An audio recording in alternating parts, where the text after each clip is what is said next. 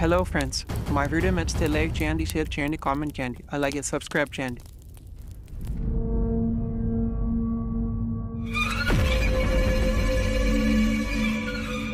కోనగూడెం ఇది ఒక చిన్న గ్రామం. పచ్చని పొలాలు, కొండలు మరియు అందమైన ప్రకృతి మధ్యలో ఉన్న ప్రాంతం అది. కానీ ఆ గ్రామంలో ఒక సమస్య ఉంది. ప్రతి అమావాస్య రాత్రి గ్రామంలో నుండి ఎవరో ఒకరు తప్పిపోతారు. అందరూ ఏమనుకుంటారంటే దయ్యం అందరినీ మాయం చేస్తుందని అనుకుంటారు. ఒకరోజు రమేష్ అనే యువకుడు గ్రామస్తులతో మాట్లాడుతూ, ఈ సమస్య ఇలాగే కొనసాగితే మన గ్రామంలో ఇంకెవ్వరు మెలగరు. ఈ గ్రామంలో జరుగుతున్న సంఘటనలకు ఆ దయ్యమే కారణమని చెప్పుకుంటున్నారు. ఆ దయ్యం కథ ఏమిటో తెలుసుకోవాలి. అలా ఆ గ్రామంలో ఉండే ప్రజలంతా ఆ దయ్యం గురించి తెలుసుకోవడానికి ప్రయత్నిస్తారు. కానీ భయంతో ఆ సాహసం ఎవ్వరూ చెయ్యరు. ఒకరోజు ఒక యువకుడు పక్కూరు నుండి గ్రామానికి వస్తుంటాడు.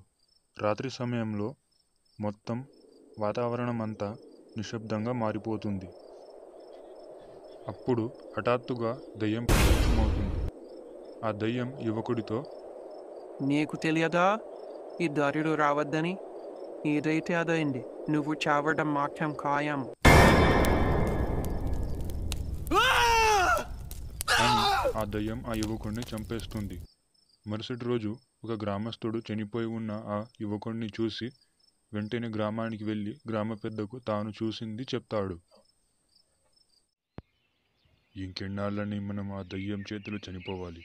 నేను దీనికి పరిష్కారం వెతుకుతా. రమేష్ జరిగిన విషయం గురించి తెలుసుకుంటాడు. వెంటనే గ్రామ పెద్ద దగ్గరకు వెళ్ళి, గ్రామ పెద్దగారు, మీరు నాకు ఒక అవకాశం ఇస్తే మీకు నేను మంచి సలహా ఇస్తా.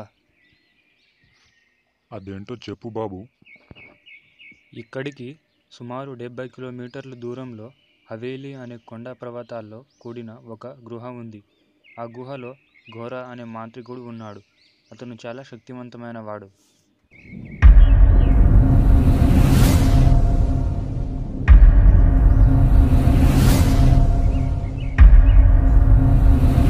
ఓం భూత ప్రేత పిశాచ వినాశిని రక్ష రక్ష కాళికాయే నమః. ఓం భూత ప్రేత పిశాచ వినాశిని రక్ష రక్ష కాళి. ఓం భూత ప్రేత పిశాచ వినాశిని రక్ష రక్ష కాళికాయే నమః. ఓం భూత ప్రేత పిశాచ వినాశిని ఆ మాంత్రికుడిని కానీ మన గ్రామానికి తీసుకొస్తే మనల్ని అందరినీ ఖచ్చితంగా రక్షిస్తాడు.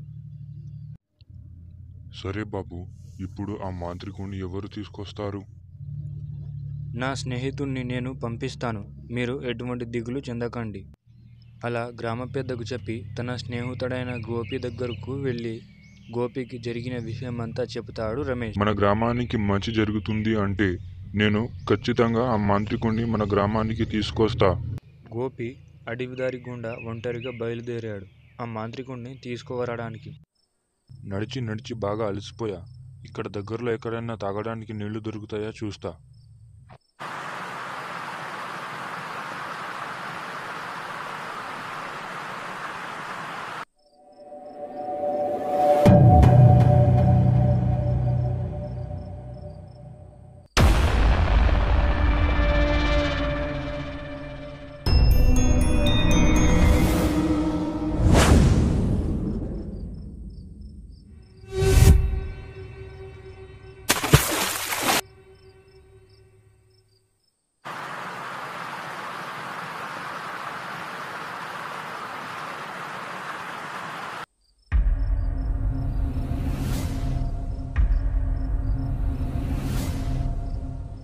గృహలోకి వచ్చిన గోపిని చూస్తాడు మాంత్రికుడు.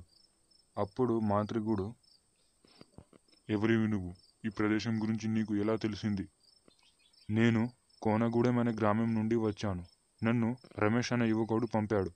రమేష్ నా స్నేహితుడు. రమేష్ పంపాడా? ఇంతకు సమస్య ఏమిటి? కొన్నాళ్లగా మా గ్రామానికి ఒక దయ్యం నాశనం చేస్తుంది. మా గ్రామంలో ఉండే ప్రజల్ని చంపుతుంది. మీరే మా గ్రామాన్ని రక్షించాలి అని చెప్పి గోపి ఆ మాంత్రికుడిని గ్రామానికి తీసుకొస్తాడు. ఆ దయ్యం గ్రామ ప్రజల్ని ఎందుకు చంపుతుందో ఏమో. ఆ దయ్యం గురించి తెలుసుకోవాలి.